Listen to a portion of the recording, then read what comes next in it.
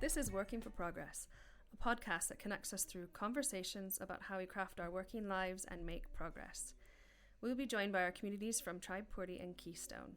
Tribe Porty is a community co-working space and creative hub. We are full of entrepreneurs, social enterprises, freelancers, charities and SMEs. Keystone is the other social enterprise which supports women to reimagine their working lives. We do this by providing a holistic approach to business through courses, programs, mentoring, group coaching and events. Welcome to today's conversation. I'm Alice, the Community Manager at Tribe Porty. And I'm Dani, Founder and Director of both Tribe Porty and Keystone. Here at Working for Progress, we're all about connecting good people, sharing their stories, their challenges, and the progress they make for themselves and for others. We hope this podcast challenges your ways of thinking and inspires you to work for progress. Working for Progress starts with simple pleasures, finishes in awe, and meanders through career journeys in between.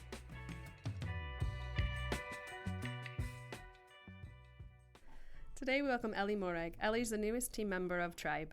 Most of Ellie's working life has revolved around connecting with people. As a photographer, she enjoys meeting new people and connecting with their stories. Welcome, Ellie. Hello, Ellie. Hello. Thanks for coming. Thank you for having me. Nice to have you. We're going to start out nice and simple. Tell us your 5 simple pleasures, please. Going to the beach. I really enjoy going to the beach. Any beach? Yeah. I never used to really like the sand. Like it would get in my shoes and be in my toes and I would never come off properly and I'd find it in my socks. And then as I've got older, it's actually been really lovely and it feels very calming and very soothing. So the beach. Nice. Good cup of coffee first thing in the morning. Yes, that's very good. Having really good conversations with friends. That's another one. I love, any conversations that make you think a little bit more and potentially push you out your comfort zone but help you see another perspective or help you understand something that you didn't know before, even if it feels really awkward in the moment. I love those. And my cats probably bring me a lot of joy.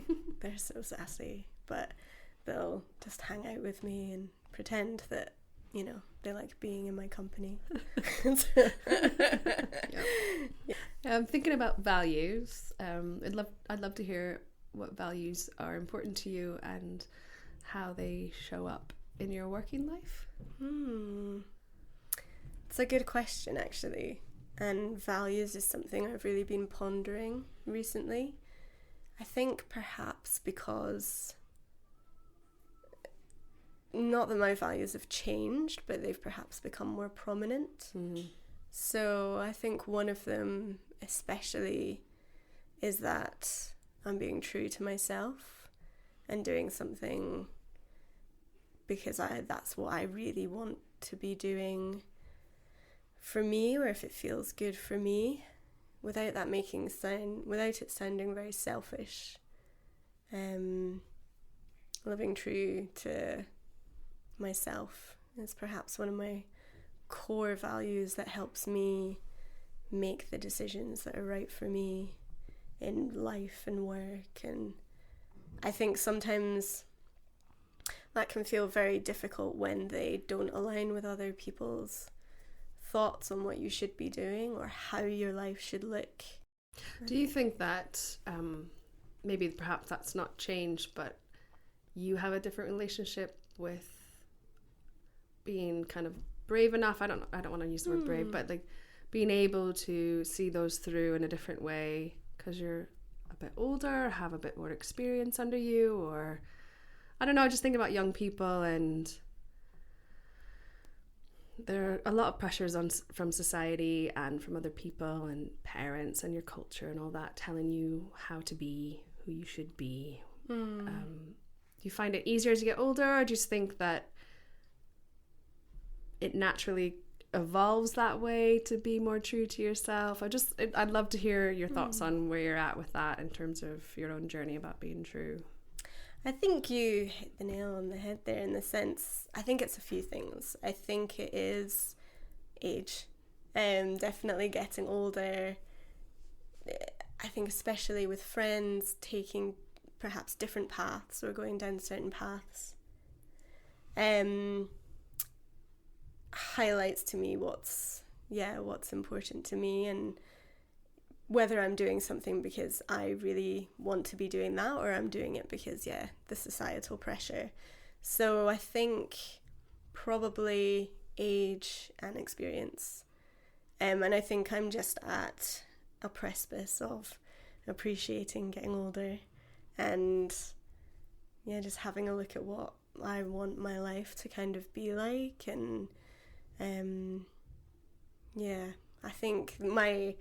I feel like I'm evolving in a lot of my thinking at the moment, and a lot of my thoughts, and I'm a very reflective person by nature, and I think it's just a period in my life where I'm starting to realise, what is important to me, where do I want to go, what do I want to do. I've definitely been caught up in everyone's doing life this way, maybe I need to do life this way if that's what I want to get as well, especially in terms of like family or having my own family. I have a lot of friends who have started to have families recently, lots of very adorable children in my life. But when something happens, like I think there's been maybe like 7 or 8 in the last couple of months. Babies. Yeah, babies. Yeah, that friends have had, and I think just because of the volume, it sort of makes you go, oh, I'd quite like to maybe do that one day, but maybe my path doesn't quite look the same as everyone else's. And that's fine, because it's my path. But I think it's easy to be like, oh, well, was that because I didn't do this, or I made a different decision and I should have done something else? Am I not on the same path because of a decision I made, and is that a negative or a positive? Yeah, it's tricky, isn't it? Yeah, definitely. Yeah, I'm wondering, Alice, because if we can talk about age, so Alice is probably almost 10 years younger than you, and I'm 10 years older than you, and we've got a spectrum. A nice little spectrum here. Yeah. Do you think? Yeah, do you get caught up in what your peers are doing, and how much does that dictate your thoughts on your own working life? I guess family life too, if we're talking about that. I think it's a grass is always greener situation. So I've been quite sporadic in my life. Like I've moved different places, lived in different cities in the UK, had lots of jobs because of that. And then a lot of my friends in my hometown, because it's a small hometown, it's that small hometown culture. You still live close to your family, so then sometimes that means it's easier for you to have a family, because you've got the support system there. And I think especially if you really start thinking about money, sometimes I'm like, oh, my friends all have the security of money, which now I feel like I do, but for most of my working life I didn't. And then you start thinking, oh, maybe I should have taken that straight route, and then that would have been better or easier or make more sense, and maybe then I would stop questioning things, because every time you do something different, you're then going to question it, right? Yeah. There's more to reflect on. But then when I speak to my hometown friends that have done the straight path, they all want to do what I've done. Exactly. Yeah. So I think it's grass is always greener, and you've just got to focus on the inner reflection more than the external. Yeah.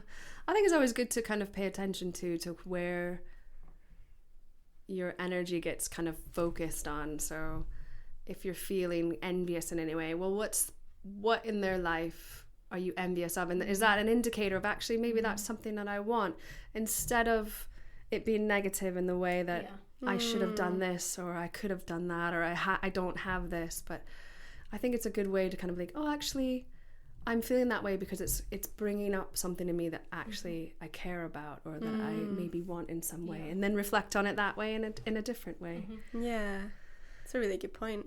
Yeah, just interesting. I maybe I'm too old. I don't give a crap anymore what other people think, and I won't go back on reflecting because it's not about me. Kind of on that note of your working life, I'd love to hear about a time that you had the worst job or the most random job that you've done to date. I think the most random job was actually my first job. It was when I was about 14, and I was working in a bakery, like first thing in the morning, maybe at like 6, half 6. And I would go in and I would make all the sandwiches for like the workies. So this bakery supplied sandwiches for like the construction workers and builders and everything in like the area. And it was my job to go in and do like the coronation chicken, and it was, you know, do the like egg and cress, and I had to make like 20 or 30 of each sort of, and I got given a list, and then I had to like put the date on them and everything.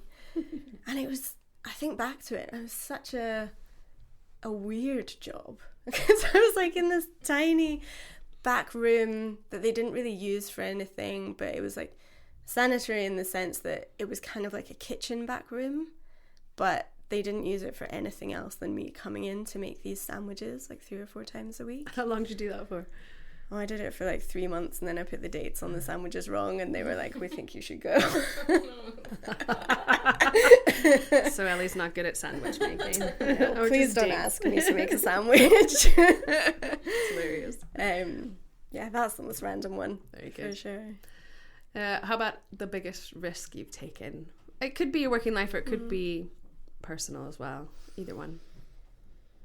I moved to Atlanta in 2014, so 10 years ago this year. I didn't know that.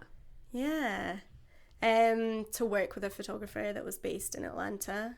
I'd actually met him in 2011. So I was working in New York that summer.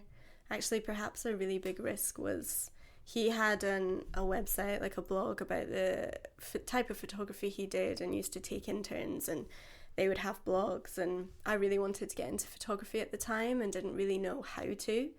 And I thought, oh, well, I'm in New York, and it's not that far to fly to Atlanta. And as a side note, I had a friend who was in Atlanta, like doing a master's.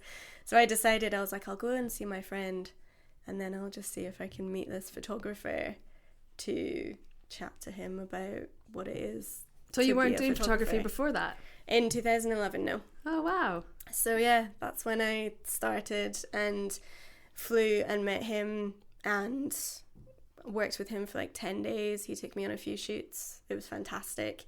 And then he said to me at the end, if you ever want to come and work with me, just let me know and we'll find a way to make it happen. So fast forward 3 years, I moved to Atlanta, and yeah, that was probably, it feels like a risk in the sense that my friend was no longer living in Atlanta, so I didn't know anyone. Although I'd met him before and his wife, I didn't know anyone else. And it felt a really big decision to make, to just be like, oh, I want to be a photographer. I'm going to go and move to this country, this city, and work from there. And it was fantastic. You loved it? Yeah. So in those 3 years, did you upskill yourself in photography? Yes. Yeah. Yeah. Yeah, I did. So I came back and I bought a camera, and I basically just started doing photo shoots. Anyone that I would ask if I could take their photo. And then I started getting like really small paid gigs, which would just be to like capture events. Yeah. So, and I can't really remember. I suppose I started my business technically in 2012, and I was part of like Business Gateway, but because I was, or maybe it was the end of 2011. Yeah. I was really young when I started. I was like 21, 22.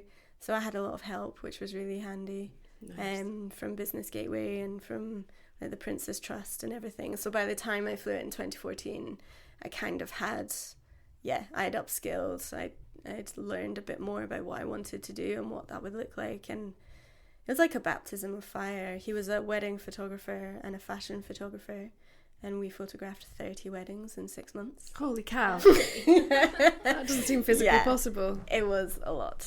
And those weddings that happened on like Friday, Saturday, Sunday that we'd photograph, I'd edit through the week. Did you just get paid cash in hand? Did you have some sort of visa? So he sorted my visa, but still to the extent that I came back a few times. Oh yeah, you had to come back and forth. Yeah, I had to come back and go.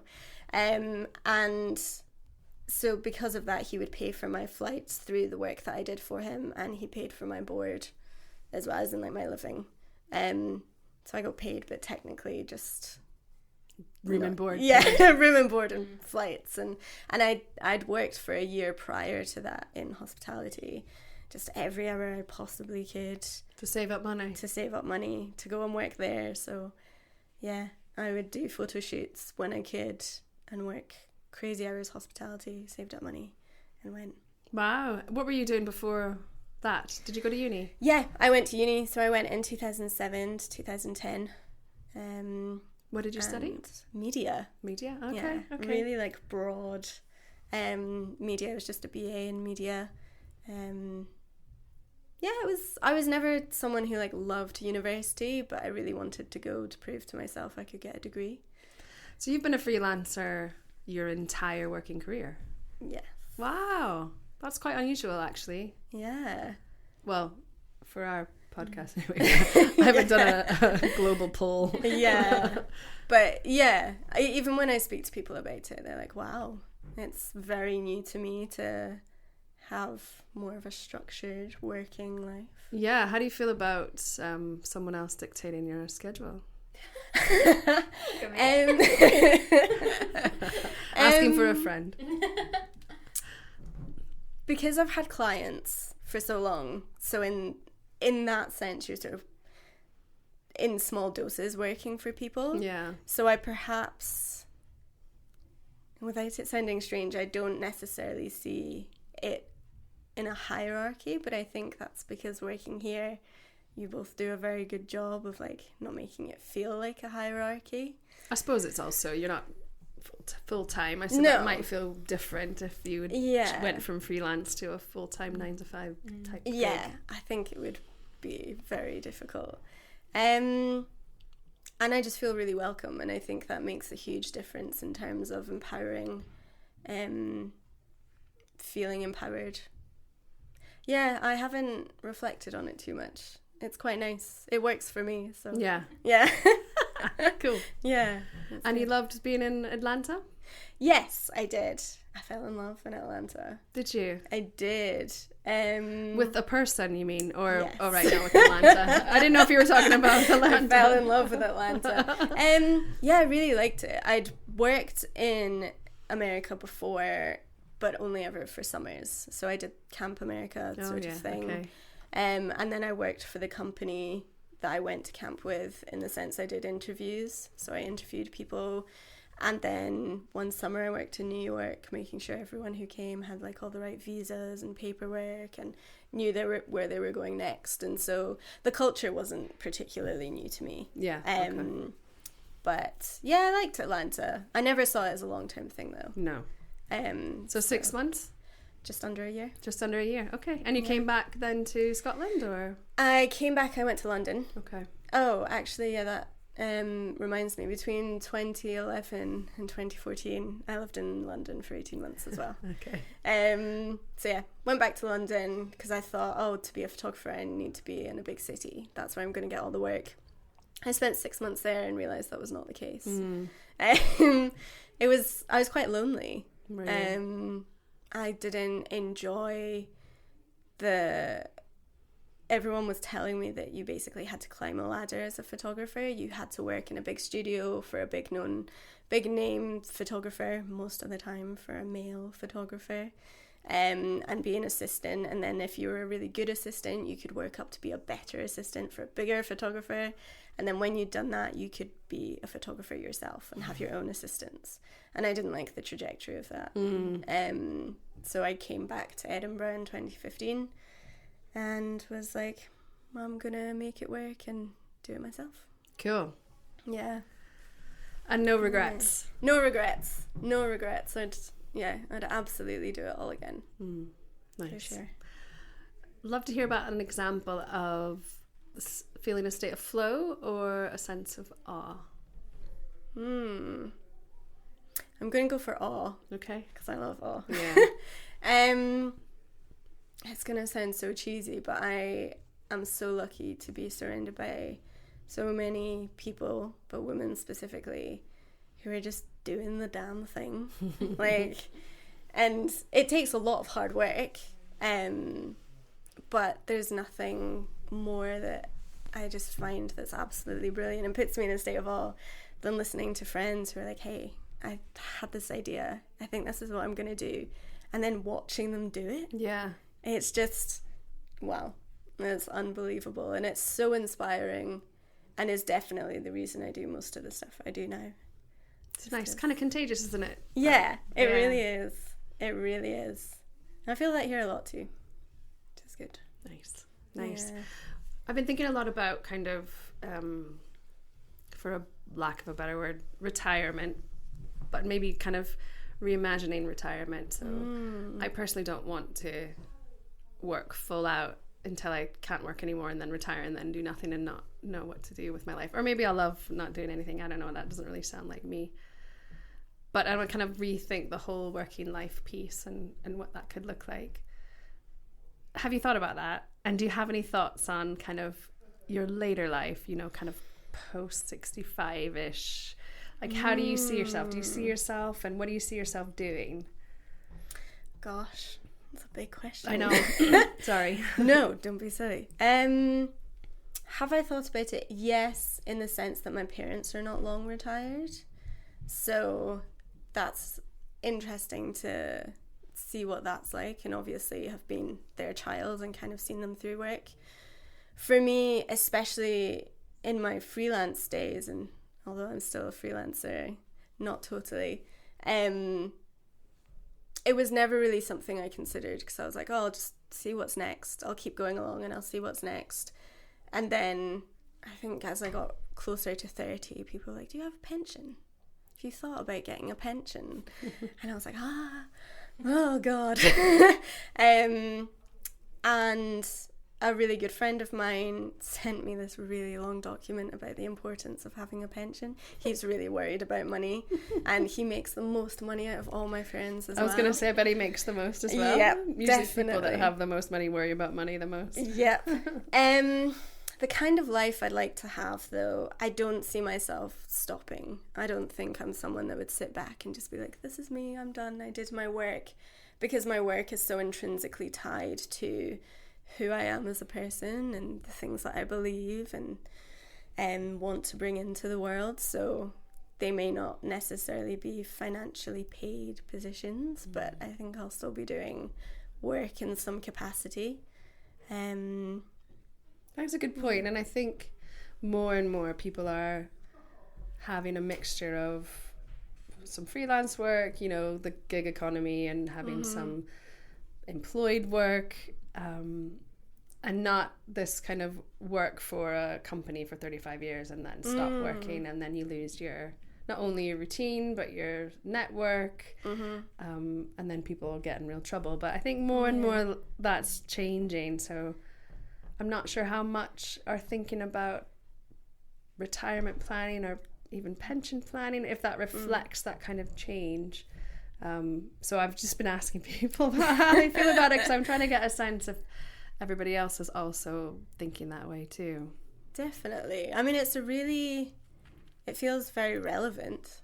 Definitely. I think sometimes if I overthink the financial side, that sometimes scares me. Yeah. Just because I am very much someone who chooses to do the type of work that's perhaps not the most financially beneficial. But I love what I do. So there's a lot of scaremongering. I think that, you know, if you're going to retire, you should retire with X amount of money. And if you don't have that much money, then you're never going to be able to retire comfortably. But we live in such a different world than we did even 10 years ago. So I think we're forever learning new things and making our own futures, really. Yeah. And I think maybe having one eye on the future can help. But I would say perhaps not being so tied to specificities.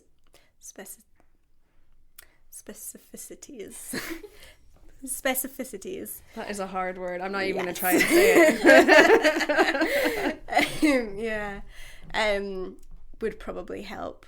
But I know for a lot of people, planning makes them feel much more secure in going forward. So I think defining what is best for you, and I think that's it. It's all individual, isn't it? Because yeah. somebody's plenty is somebody else's not enough. So like the important part is figuring out what is enough for you, and then how do you get there, and then not worry about it anymore. That's kind of my approach anyways. Yeah. But I mean, that's not everybody's way of thinking, for sure. Yeah. Is it something you've been thinking about an awful lot recently? Yeah, I think so. Yeah. Well, probably for the last 5 or 6 years. Partly because my grandmother died, and she worked until she was like 84. She was an accountant, and because she loved it. But she also was so good with her money that she ended up leaving her 7 kids, her 22 grandchildren, and her 11 great-grandchildren money. So I got a bit of money, and I felt quite committed to doing something with it that meant something, because she demonstrated the kind of such amazingness around it and thoughtfulness. I didn't want to just spend it on stuff. So it made me think, and that's the first time I've ever had a chunk of money given to me. So it really, it kick-started me thinking about, I've never thought about my future planning in the same way, like, I don't really make enough to squirrel loads of it away. I mean, best was a savings account. I never had, put stuff into a pension. I had a pension from an old job, but I wasn't really paying into it. So yeah, it was just, it's interesting, I think, with money, the mindset, how big of a role the mindset plays in that, in that piece, and your relationship with money, and how your parents treat money, and like how you feel about money. It's just all nuanced and individual. So yeah, that's been the start of my thinking around it. Before I don't really give a shit about that much money. It's nice to have and not worry, and I've worried in the past, we didn't come from a lot of money. I grew up in like a trailer. I slept on a porch when I was little.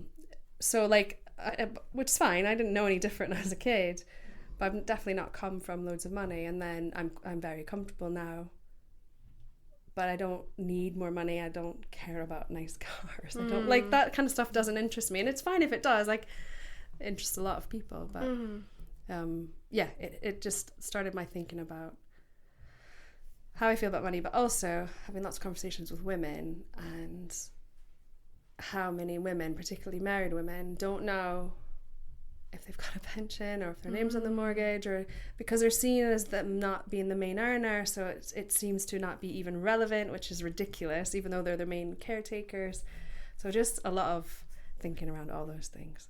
Yeah. I think that's brilliant though. And I think helping future generations, makes me feel really old to say that, but helping even not just future generations, helping women with that is fantastic, because my daughter has a fund, basically. She started already because her godmother died and left her a bit of money, but I also want her to know that's part of what she can do, and she gets a little statement every month and we talk about it. That's so cool. No, it's good. It's good. Knowledge is power. It is, and I think that's the one thing I think money can do, because it makes you feel horrible when you're stressed about it, that you tend to kind of ignore it, and then problems exacerbate, basically, because that's what happens when you're in debt. You become more in debt, and it's such a horrible circle when you're in that space. There's loads of studies, if you're poor, like, your physical health will pay. Your brain can't actually think freely of other things because you're in fight or flight mode of needing to survive. Yeah. So it's a big thing. It definitely makes you feel irrational as well, because I remember when the pandemic hit and I had a job that I didn't like, and I was on the precipice of just not having a job, not having an income, and I remember just sitting on my bed and sobbing.